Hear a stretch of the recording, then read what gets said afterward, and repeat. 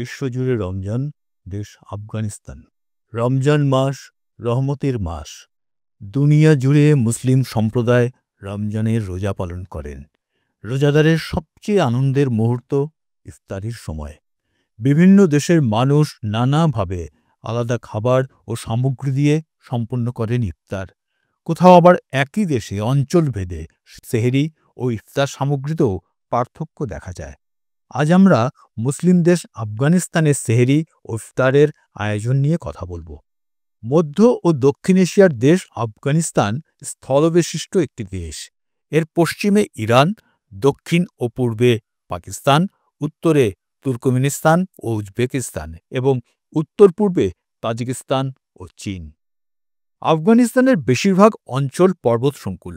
আফগানিস্তানের মোট আয়তন ৬,৫২,৮৬৭ কিলোমিটার। জনসংখ্যা প্রায় ৪,৯৫,০০,০০০। আফগানিস্তানের ৯৯% মানুষই ইসলাম ধর্মের অনুসারী। রমজান মাসকে বরণ করে নেওয়াকে আফগানিরা নিজেদের জন্য বরকতের কারণ মনে করেন। রমজানকে ঘিরে বিশ্বের অন্যান্য মুসলিম দেশের মতো আফগানিস্তানেও কমতি থাকে না আয়োজনের। রমজান আসার আগেই আফগানিরা নিজেদের বাড়িঘর সুন্দর কাপড়, কার্পেট ও বিছানা সাজিয়ে তোলেন। নিজের বাড়িঘরের কাপড়চোপড় ধুয়ে সুঘ্রাণ যুক্ত করেন।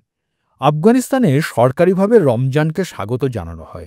সেই উপলক্ষে পয়লা রমজান সরকারি ছুটির দিন ঘোষণা করা হয়। আফগানরা এই মাসের নাম দিয়েছেন আল্লাহর মেহমানদারির মাস।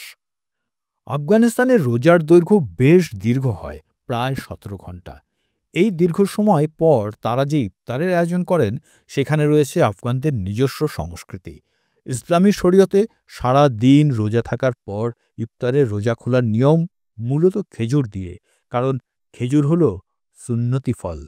আফগানিস্তানে ইফতারের আয়োজনে খেজুরের পাশাপাশি থাকে পুঁইশাক, আলু ও অন্যান্য সবজি। আফগানদের ইফতারির টেবিলে সুরওয়া নামের এক ধরনের স্যুপ থাকে, সঙ্গে থাকে রুটি, ভেড়ার গোস্তের দো পেঁয়াজা, কোরমায়ে মোরগ বা মুরগির কোরমা, কোরমায়ে গোশফান বা খাসির কোরমা। মান্টু নামে আরেকটি বিশেষ পদ থাকে খাবারের তালিকায়।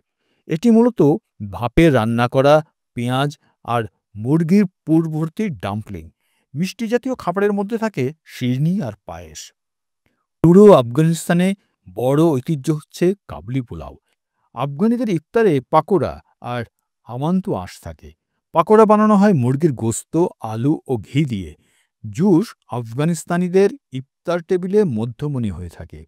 আর সেহরিতে সবজি, রুটি ছাড়াও গ্রিন টি খাওয়াটা আফগানদের অভ্যাস। তবে আফগানি বুলানি নামে একটি বিশেষ খাবার ইফতার ও সেহরিতে আফগানদের কাছে বিশেষভাবে সমাদৃত।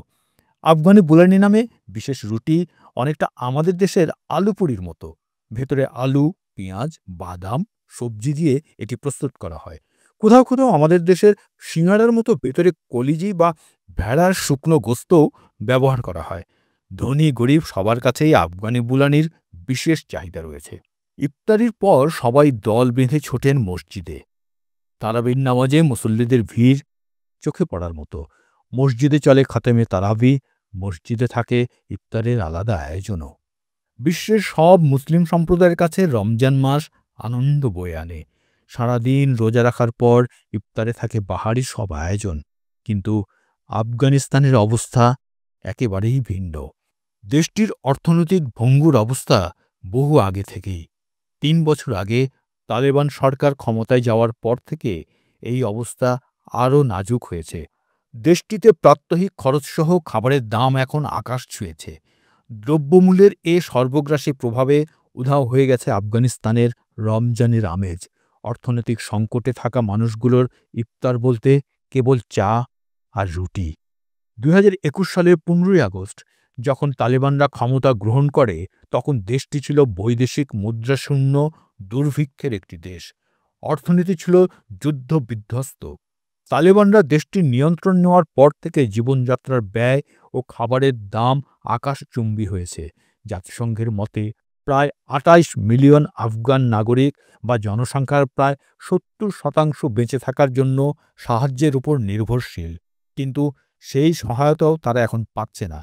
কেননা বড় বড় আন্তর্জাতিক সংস্থাগুলো তালেবান সরকারের সাথে সব রকমের কার্যক্রম বন্ধ করে দিয়েছে। তবে ধীরে ধীরে দিন বদলাতে শুরু করেছে। আফগানিস্তান এখন মানবিক সাহায্য পাচ্ছে, সেই সঙ্গে প্রতিবেশী দেশগুলোর সঙ্গেও তাদের ব্যবসা বাণিজ্য বাড়ছে। ফলে সাম্প্রতিক সময়ে আফগান মুদ্রার দর বেড়েছে। তালেবান সরকার তাদের আইন শৃঙ্খলা প্রতিষ্ঠার মাধ্যমে ব্যবসা বাণিজ্য পুনরুজ্জীবিত করতে পেরেছে। ফলে যুদ্ধ-বিধ্বস্ত আফগানিস্তানের অর্থনীতির চাকা দ্রুত ঘুরে দাঁড়াচ্ছে। অর্থনীতির এই সাময়িক সংকট নিশ্চয়ই একদিন কেটে যাবে। মানুষ আবার ফিরবে তাদের স্বাভাবিক জীবনধারায়। রমজানের সিয়াম সাধনা শেষে ঈদ যেমন নিয়ে আসে খুশির বার্তা, তেমনি আফগানদের জীবনেও বছর জুড়ে থাকুক সুখের হাওয়া।